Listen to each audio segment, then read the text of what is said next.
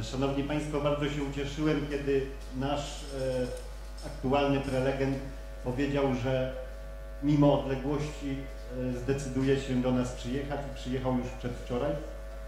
Jest z nami do końca naszego spotkania. Szanowni Państwo, doktor teologii, aktywista Fundacji Pro Prawo do Życia, dr Wawer Aondo Acta.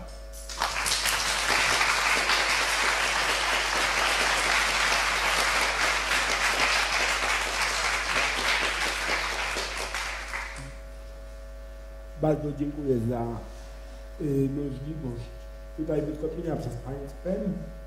Jestem też faktem zaszczycony. Dziękuję organizatorom.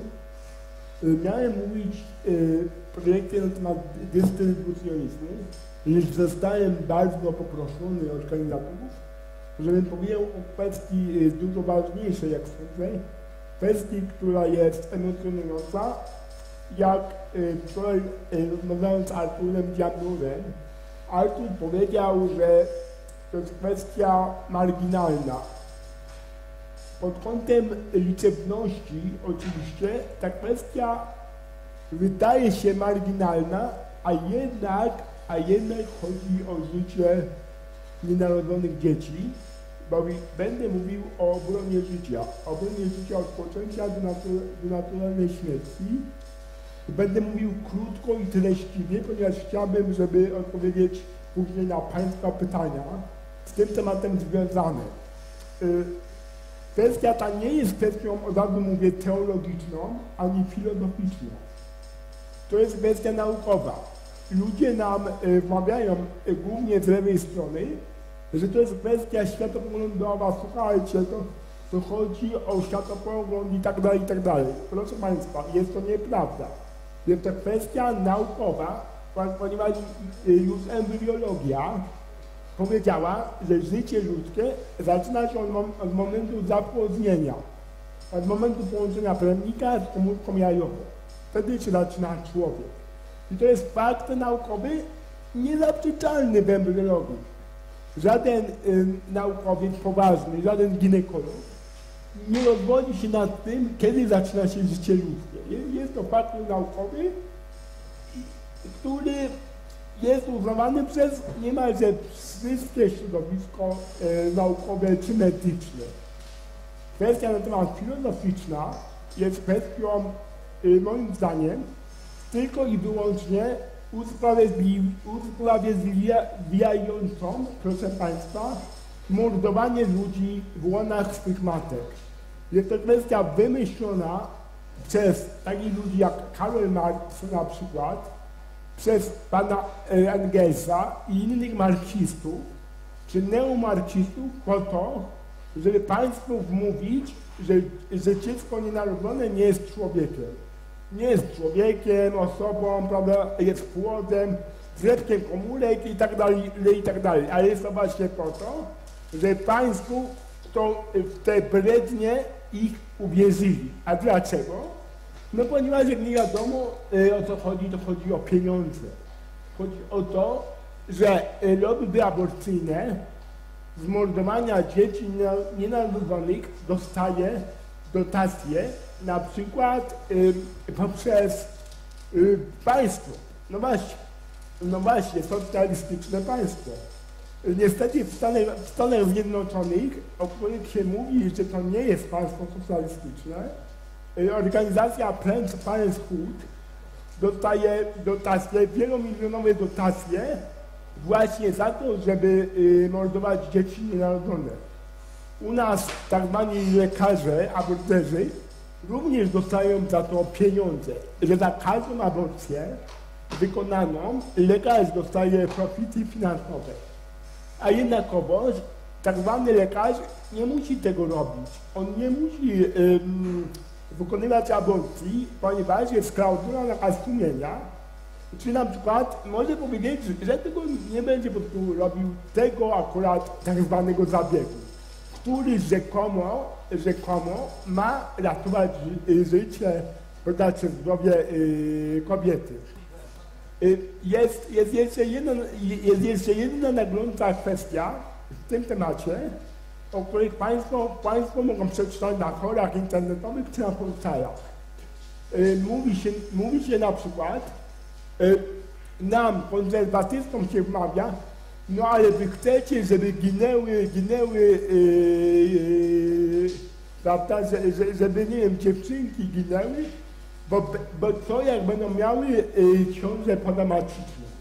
Ale uwaga, lekarz, który ratuje w tym momencie dziewczynę, na przykład, przy czym ginie dziecko nienarodzone w wyniku ciąży podramatycznej, na przykład, to nie jest aborcja. Dlaczego? Ponieważ aborcja jest to czynne i intencjonalne zamordowanie dziecka. Jeśli lekarz nie chce zamordować dziecka, to nie jest jego celem, lecz celem jest na przykład ratowanie życia matki, to nie jest aborcja. I na tym chciałem zakończyć. Bawimy o tym, że to jest temat państwa nurtujący i organizatorów. Chciałbym, jeśli mogę, żeby były 3 pytania, jeśli się zgodzi. Tak.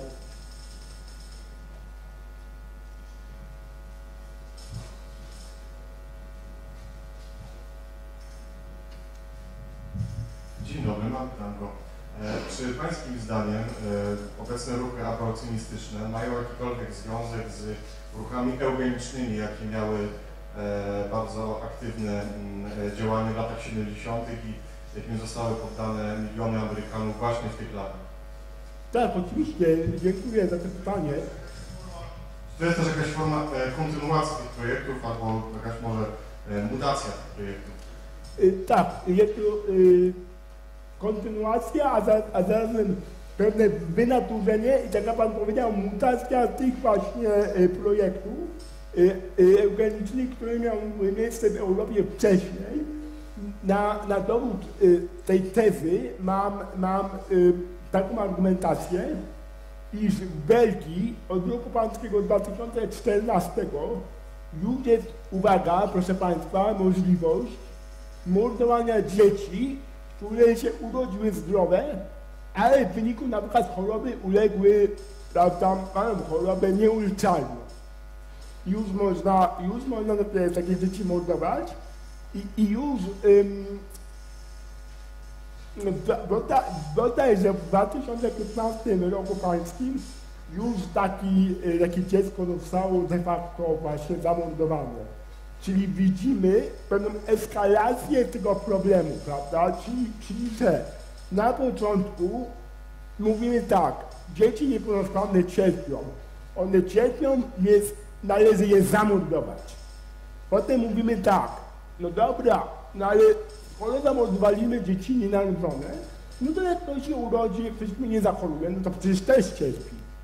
No to też musimy, zamordujmy. I w tym momencie niestety w Japonii już zaczynają debatować, dzięki Panu Bogu dopiero debatować nad tym, żeby może zabijać osoby, oczywiście mordować, które ukończą, uwaga, 100. rok życia. Dlaczego? No one w sumie cierpią, one są już niezdatne, nieproduktywne.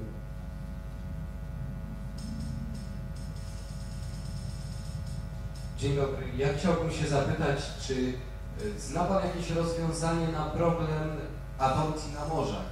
Ponieważ są takie organizacje, które zachęcają wręcz kobiety, przypływają do portów i ta aborcja odbywa się na morzu bądź na oceanach. Czy ma Pan jakieś rozwiązanie na to? Tak, to jest bardzo właśnie niebezpieczny i groźny proceder i haniebny. Znaczy, do tego trzeba woli politycznej. Po prostu do tego trzeba ludzi o konserwatywnych poglądach i nie tylko w słowach, ale i w czynach, żeby oni wygrali wybory i po prostu polityczna wola, to znaczy, tak jak imigrantów, prawda, sama imigracja jest sobie dobra, ale uwaga, imigrantów, tych, którzy, prawda, chcą żerować na socjalistycznym, prawda, podejściu państwa niemieckiego, bądź francuskiego, bądź Królestwa Anglii, prawda, wola polityczna jest taka, że nie przyjmujemy i po prostu nie przyjmujemy. Tak samo tutaj wola polityczna tych narodów powinna być taka i tych państw, że takich statków portów do swoich portów nie przyjmujemy. U nas nie ma aborcji, nie ma mordowania ludzi, no więc takich statków nie przyjmujemy. A jeśli ktoś, prawda, na przykład i tak puści, no to powinno być takich statków kontrola, prawda, że ktoś to powinien kontrolować. Ja bym chciał też poruszyć jedną kwestię, tak na zakończenie mojej prelekcji, że wolność właśnie, nie ma wolności jako takiej. To znaczy, nie ma wolności oderwanej od wyborów moralno-etycznych. Nawet jak już się budzimy i podchodzimy do lustra, to wtedy już jest pewien akt moralno-, etyczny. Że nam się wmawia, że wolność jest od czegoś, ale wolność jest też ku czemuś. Że my wybieramy ku czemuś wolność, a nie oderwanym od rzeczywistości. Dziękuję. Jeszcze jedno pytanie, tak?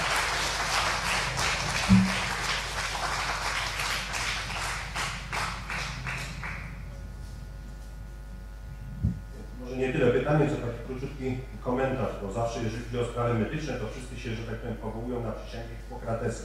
Tak. I lekarzom, że tak powiem, się zawsze wrzuca tą przysięgę Hipokratesa, więc to jest fragment.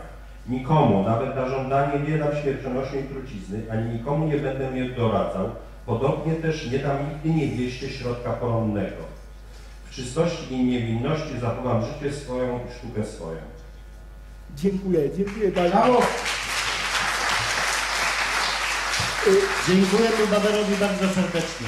Jeśli mi wolno, że tak na zakończenie, tak już, na samym zakończenie mam listy podpisów przeciwko aborcji. Jeśli ktoś chciałby się wpisać, zapraszam i ja je puszczę po mojej prelekcji, jeśli mi wolno. Dziękuję. Dziękujemy serdecznie. Przede wszystkim za przybycie to.